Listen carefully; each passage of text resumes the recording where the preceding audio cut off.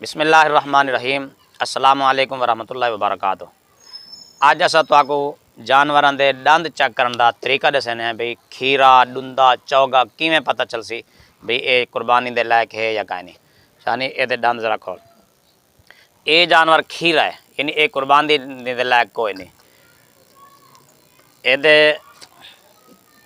ये दंद जो ना ये देखो ये बिल्कुल ये बराबर हैं।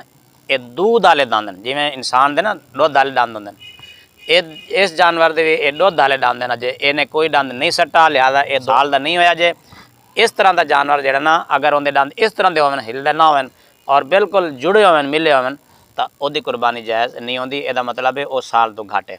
हुण अस तुहाकू दिखासू जो साल का हो चुका है वो बकरा है खीरा यानी वो साल का कोई ना है।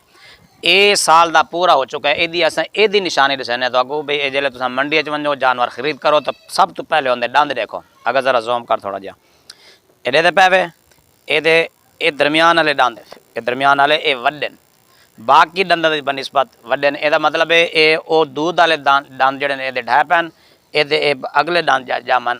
इस तरह का जो दंद वड्डे दंद वाला होवे वह मतलब है वो साल का पूरा हो चुका है। इस तरह का जानवर तुम बिला जजा खरीद गिनो। अगर वो 2 साल तो उत्ते थी गया वाल ओदी क्या निशानी है वो हम तुम दिखाने असा।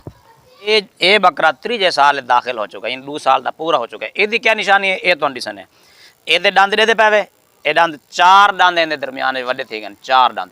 अगर 2 दंद वड्डे होवन वह मतलब है वो 2जे साल च। अगर 4 दंद वड्डे थी वजन यदा मतलब है वो 2 साल का पूरा थी गया तो 3जे साल शुरू हो चुका है। इस वास्ते जानवर अगर तुम मंडी चो खरीदन वजो पहले उनके दंद चेक करो सेंक चेक करो कन चेक करो वो लत्तां पैर चेक करो कोई ऐब ना हो और वो दंद चेक करो ताकि पता चले वाकई वो उम्र पूरी हो चुकी है और कहीं बुढ़ा ही ना थी गया हो। अगर सारे दंद वड्डे बराबर होते हैं मतलब है वो 4-5वें साल च वो कुराड़ा बकरा हो सी वो बुढ़े होने के करीब हो सी। इस वास्ते अगर 2 दंद वड्डे नज़र आवन वो डुंदा है 4 दंद वड्डे नज़र आवन वो चौगा है यानी यदा मतलब वो 3जे साल दाखिल हो चुका है।